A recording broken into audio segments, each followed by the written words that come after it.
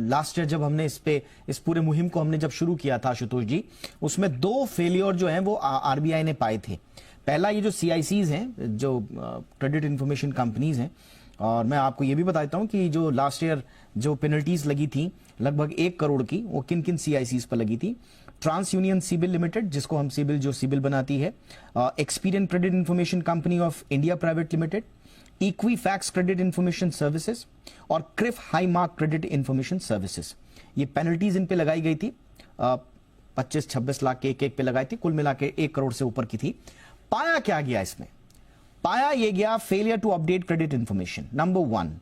ये आपकी credit information को, बोरोवर्स की क्रेडिट इंफॉर्मेशन को अपडेट ही नहीं कर रहे थे, स्पेशली आफ्टर इशूइंग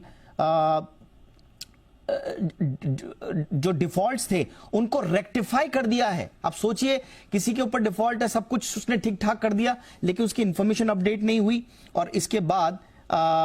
डिस्क्रिपेंसीज इन बोरोवर क्रेडिट रिपोर्ट आई, और फिर उसको बेचारे को लोन और क्रेडिट कार्ड नहीं मिल पाए। ये नंबर 1। नंबर 2, आपने गलती करी, ठीक है, मान लिया, सिस्टम एरर भी हो सकता है, लेकिन कंप्लेंट्स ऑफ बोरोवर्स भी तो पाई गई हैं। आरबीआई रिसीव्ड लगातार तमाम कंप्लेंट्स फ्रॉम कस्टमर्स जिन्होंने डिलेज और errors in the correction of their credit record, rectifying default भी किया, उसके बावजूद उन पे कोई सुनवाई नहीं हुई। जब शिकायत करते हैं तो सुनवाई नहीं, यानी कि एक बार आप गलती करते हैं, ऊपर से शिकायत जब की जाती है तो उसकी भी सुनवाई नहीं। आशुतोष जी, कानून में कुछ है? आरबीआई की पेनल्टी हमने आखिरी बार भी कहा था 25-26 लाख इतनी बड़ी बड़ी कंपनियों के लिए छोटी नहीं है, ये पर्याप्त नहीं है। कानून का कोई रास्ता है कि ज्यादा इनको जिम्मेदार बनाया जा सके? जो क्रेडिट इंफॉर्मेशन कंपनीज हैं, जो क्रेडिट का इंफॉर्मेशन देती है फाइनेंशियल इंस्टीट्यूट्स को, जहां से लोग लोन अप्लाई करते हैं, जहां से लोन लेते हैं, इसको जो है रेगुलेट करने के लिए जो है credit information companies regulation act 2005 का है, और ये एक्ट बनाया गया था ऐसी कंपनीज को रेगुलेट करने के लिए। बट हुआ यूं कि जो ये लोग जो डेटा प्रोवाइड कर रहे थे वो एक तरीके से वन साइडेड डेटा दे रहे थे, यानी कि अगर किसी ने लोन लिया है तो जो बैंकिंग इंस्टीट्यूट है जिसने दिया है, सिर्फ उसके तरफ से ही वो डेटा लेकर के जो है सिविल में वो स्कोर बनता था, जिसके वजह से क्या होता था, मान लीजिए कि किसी ने कोई क्रेडिट कार्ड है, उसका उसने बिल पूरा पे कर दिया, और बाद में उसके बावजूद उसको कोई बिल आ गया जो कि जेन्युइन नहीं था, फिर उसने जो है उसके ऊपर जो है लीगल एक्शन लिया उस बैंक के ऊपर, तो जो है उस बैंक ने उसको वेव ऑफ कर दिया कि ठीक है, चलो आपका पेमेंट नहीं बनता है, ऑर्डर भी हो गया है कोर्ट का, या सेटलमेंट हो गया आपस में, बात खत्म हो गई।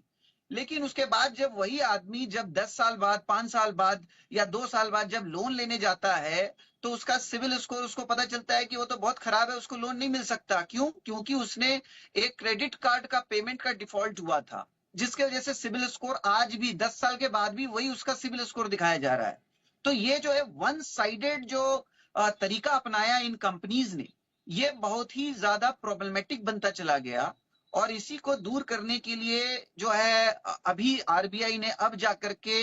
एक जीआर वो ला रही है, सर्कुलर ला रही है, जो 1 जनवरी 2025 से जो है इफेक्ट में आएगा, जिसमें उन्होंने कहा है आरबीआई ने कि हर एक फाइनेंशियल इंस्टीट्यूट को हर 15 दिन पर अपडेट करना पड़ेगा सिविल स्कोर एक इंडिविजुअल का। ये नहीं कि आपने एक सिविल स्कोर जो बना दिया 5 साल पहले, जो कि गलत इंफॉर्मेशन था, उसी इंफॉर्मेशन पे सब कुछ चलता रहेगा। Absolutely. तो इसको जो है कहीं ना कहीं कंट्रोल किया जा रहा है। दूसरी बात, जो अभी मेरे एक मित्र ने कहा इंटरेस्ट रेट की बात, मैं उसी को और थोड़ा सा ब्रॉडेन करना चाहता हूँ। देखिए, होता ये है कि कोई जेन्युइन जो लोन लेने वाला बोरोवर है, जिसका सिविल स्कोर जो है गलत तरीके से खराब किया हुआ है, तो वो बेचारा, किसी के घर में शादी है, किसी के घर में कोई बीमारी है, कोई मेडिकल इमरजेंसी है, तो ऐसे सिचुएशन में उसको जब लोन लेना होता है, वो मजबूर हो जाता है कि वो ऐसे फाइनेंशियल इंस्टीट्यूट के पास जाए, प्राइवेट इंस्टीट्यूट, जो साहूकार तरीके के जो इंस्टीट्यूट्स अभी पनपे हैं, जो ऐसे लोगों को लोन प्रोवाइड करते हैं, बहुत हाई रेट ऑफ इंटरेस्ट पे लोन प्रोवाइड करते हैं,